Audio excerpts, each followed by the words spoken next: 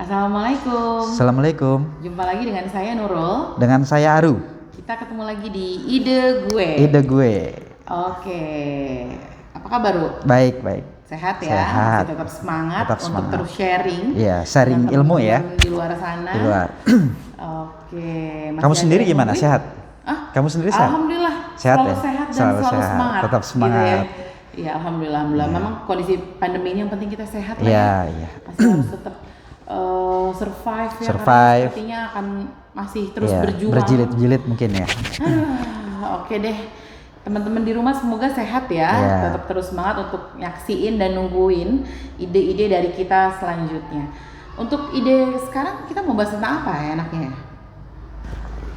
Ide tentang perempuan di dunia ekonomi, Ro. Oh, masih tentang perempuan? Tentang perempuan. Oke, karena memang kalau kita bicara tentang perempuan nggak ada habisnya Nggak ada ya. habisnya. Luar biasa makhluk yang Jadi bernama kita perempuan. berbicara sebuah konsep, Oke. itu nanti kita tarik ke berbagai aspek. Oke, Makanya karena kita bicara perempuan. panjang makanya. Panjang, betul. Episodenya berjilid-jilid. panjang. Kenapa sih masih bicara perempuannya? Karena memang bicara perempuan banyak sudut Banyak pandang sudut yang berkaitan pandang. ya yang Ya. bersinggungan dengan perempuan Perempuan. ini. Kemarin kita sudah bahas perempuan secara garis besar. Oke. Lalu perempuan nanti Dalam kita akan dunia. bicara dengan perempuan dalam bidang pendidikan. Pendidikan. Lalu sekarang kita bicara perempuan Dalam bidang ekonomi. dalam bidang ekonomi.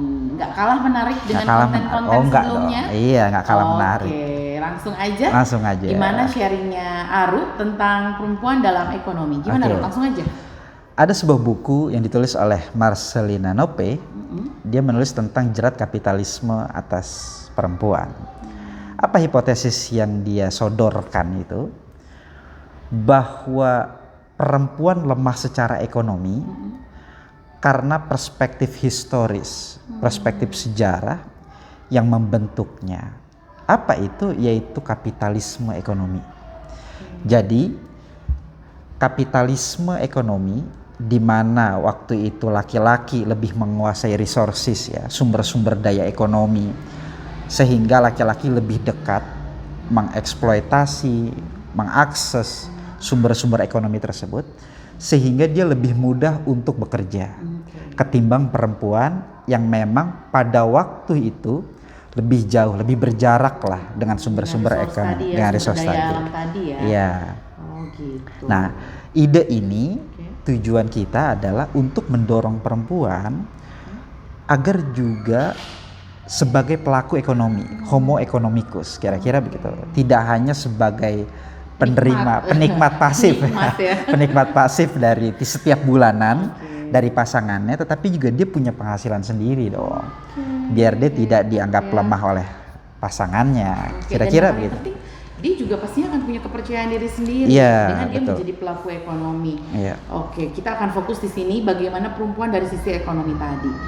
Oke, kalau yang saya lihat sih memang sekarang ini ya kondisinya perempuan-perempuan itu jauh lebih hebat dari sisi ekonomi. Kenapa? Satu, perempuan lebih mudah mendapatkan pekerjaan dibandingkan dengan laki-laki. Ya, saya juga nggak ngerti. Mungkin kalau kita bicara fit and proper test, kita nggak usah jauh-jauh ke situ dulu lah. Tapi saya lihat mungkin dari sisi penampilan, dari sisi fisik lebih menjual mungkin ya. Jadi perempuan ini kalau bicara pekerjaan lebih mudah gitu mendapatkannya. Kedua, Tapi dari kualitas pekerjaan bagaimana?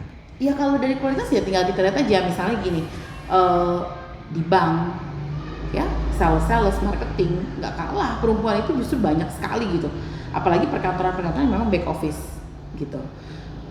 Lalu kedua, misalnya terjadi PHK pada saat pada si perempuan ini atau si pekerja ini, kalau yang saya lihat perempuan-perempuan sekarang udah lebih kreatif gitu loh. Mereka menciptakan pekerjaan sendiri, mereka berdagang, mereka menjadi reseller, apalagi kondisi sekarang era-era Digital ya? Iya, digital kita sangat mudah gitu untuk menjadi pelaku ekonomi tadi ya.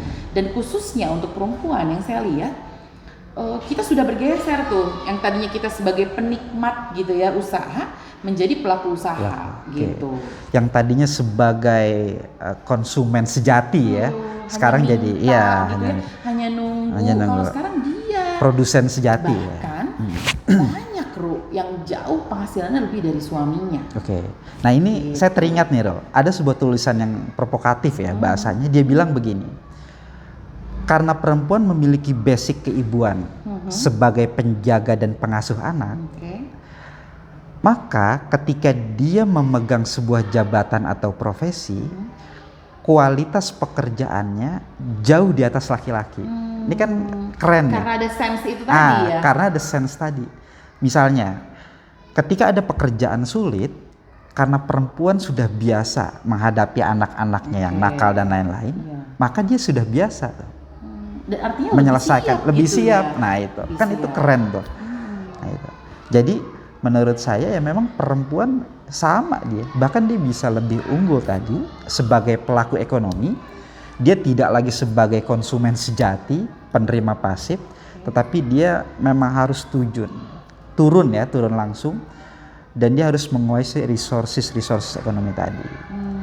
Nah itu. Oke, kalau kita sekarang lebih rinci lagi, misalnya dari sisi ekonomi kita bicara dari atas dulu lah ya. Kita bicara dari top position sampai nanti kita breakdown, kita rinci itu sampai ke bawah. Saya rasa kalau dari top position sekarang udah banyak Sudah ya. Banyak. Artinya komisaris-komisaris BUMN, top position di perusahaan-perusahaan swasta. Menteri-menteri ya. Betul. Ibu-ibu menteri kita ini luar biasa hebat dan itu perempuan gitu. Artinya kalau dari top position perempuan udah garap itu. Oke, kalau dari sisi kondisi menengah ke atas atau menengah ke bawah, gimana? Perempuan saya rasa pekerja-pekerja kantoran, banyak juga ya. Iya, artinya sudah sangat aware gitu bahwa dia itu tidak bisa hanya sebagai penikmat, penunggu jatah, penunggu diberi gitu. Artinya dia sudah bisa melakukan pekerjaan-pekerjaan untuk memenuhi kebutuhan hidup sendiri, bahkan membantu keluarganya. Betul. Seperti itu. Dan untuk menengah ke bawah atau masyarakat bawah kita, perempuan-perempuan ini luar biasa hebat. Mereka bisa menciptakan dagangan-dagangan mulai dari yang UMKM dengan modal sedikit, istilah modal sekecil-kecilnya untuk sebesar-besarnya gitu. Dan ini sudah terjadi, ibu-ibu yang berdagang nasi uduk pagi hari gitu loh, sampai istilahnya nasi uduk malam hari yang memang sebenarnya kalau kita bicara jam kerja gitu ya kan kasihan sebenarnya ya perempuan ini, tapi hebat gitu loh, mereka tuh nggak kalah loh gitu. Nah tapi ada gini juga loh, kita jangan lupa ya bahwa kita mendorong perempuan, ini yang sering salah tanggap ya, bahwa ketika perempuan masuk ke dunia ekonomi bukan berarti perempuan mau mengeliminasi peran laki-laki. Nah ini perlu kita gariskan. Catat, tetapi perempuan mau kolaborasi, ya, bukan mengeliminasi, tetapi sama-sama berkolaborasi sinergi antara laki-laki dengan perempuan. Nah yang kedua ngebangun negeri ini, ngebangun ekonomi kita. Nah yang kedua ada lagi berita-berita atau mitos-mitos di luar yang salah juga. Misalnya mengatakan bahwa kalau misalnya laki-laki sebagai tukang pikul, maka dengan dalil gender perempuan juga seharusnya jadi tukang pikul. Nah itu keliru menurut saya. Jadi equal atau gender di sini jangan dipahami secara sederhana, 1+1 bukan gitu. Bukan dalam hal semuanya harus sama, bukan. Tetapi yang dimaksud dengan gerakan feminisme itu adalah mendorong dalam rangka memberikan kesempatan yang sama. Intinya itu. Jadi kesempatannya yang sama. Ya, peluang. Kesempatan itu dibuka aja gitu loh. Nanti masalah dia berkualitas atau memenuhi syarat atau enggak ya kita lihat nanti fit proper test ya. Seperti itu ya. Tapi emang kalau kita lihat sih ya artinya juga kan banyak tuh mitos-mitos yang bilang bahwa selama ini kan istri terlihat cuma sebagai ini ya penikmat tadi ya, penikmat ekonomi ya. Makanya suka ada cerita bahwa uang suami uang istri dan uang istri sendiri. Ya saya sih setuju aja ya, bagus menurut saya gitu. Saya suka banget sebenarnya dengan quotes itu, pertama kali itu ada. Tapi menurut saya gini, sekarang ini sebenarnya quotes itu sudah agak bergeser karena banyak sekali terutama lingkungan-lingkungan yang saya kenal baik gitu ya, mereka itu justru ya mohon maaf tanpa pencari nafkah ya, pencari nafkah dan luar biasa, artinya dari sisi penghasilan jauh di atas suaminya. Dan ini tanpa mendowngrade peran dia sebagai istri ibu, dan harga diri suaminya tetap terjaga ya, tetap nomor satu ya, tetap terjaga gitu. Dan ini menurut saya luar biasa ya, maksudnya dia tetap bekerja, tetap berkontribusi dengan keluarga gitu ya, tetap mengurus anak, tetapi juga harga diri suaminya juga dijaga. Marwah keluarganya juga tetap terjaga. Istilahnya dijunjung tinggi gitu. Nah ini sih kalau yang saya lihat seperti ini gitu. Nah mungkin itu tadi ya buat perempuan ini mungkin ide-ide buat perempuan yang masih merasa gini, kayaknya saya nggak bisa deh kerja kayak gitu. Nah mungkin itu mungkin kalau yang sudah kita lakukan, saudara-saudara kita, teman-teman kita yang udah terjun gitu ya, mungkin idenya atau gagasannya nggak buat mereka ya, karena mereka sudah melakukan itu sebelum kita ngobrol gitu. Tapi ini masih buat teman-teman di luar sana yang masih berpikir, aduh kayaknya berat deh, kayaknya itu pakai fisik deh, kayaknya saya perempuan nggak bisa deh.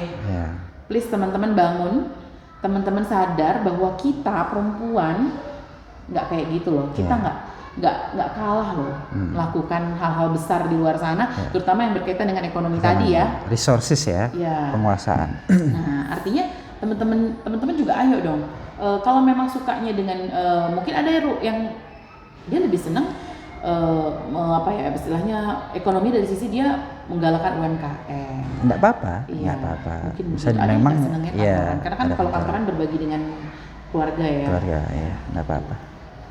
Nah, berarti kan apa aja sih ya yang penting apa ya istilahnya semangat kepercayaan diri dalam ekonominya nih terjalin gitu ya, terjaga buat perempuan-perempuan di luar sana. Jadi gimana kesimpulannya kalau untuk perempuan dari sisi ekonomi ini gimana dong? Jadi yang pertama, perempuan harus diberikan kesempatan yang sama untuk mengakses ekonomi. Resources strategi yang selama ini dekat dengan kaum laki-laki, perempuan juga harus diberikan kesempatan yang sama, sehingga peluang untuk menduduki sebuah jabatan dan pekerjaan terbuka, berimbang. Yang kedua, perempuan bekerja di rumah itu tidak melanggar fitrahnya sebagai ibu, ya, tetapi dia memang dianjurkan. Syukur-syukur dia dapat membantu perekonomian ini yang penting, keluarga, ya. Saya kira itu, secara singkat. Berarti sebenarnya peran ibu dan peran sebagai wanita bekerja, perempuan bekerja ini sebenarnya bisa berjalan beriringan tanpa harus mengabaikan satu dengan yang lainnya.